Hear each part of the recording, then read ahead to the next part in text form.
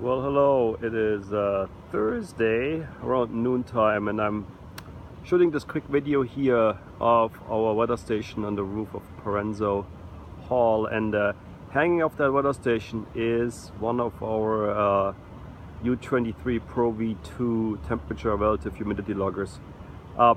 Sure, it's almost impossible to see the actual sensor on the station, but rest assured it's there. We have pictures. I was put up there yesterday around noon by James Johnson, and we have pictures of that. So, but this video here, it gives a good sort of sense of the general location, right, of the station on the top of the building there. I'm just going to walk a little bit closer, see if we can see that white thing hanging off it, that white PVC housing hanging off it.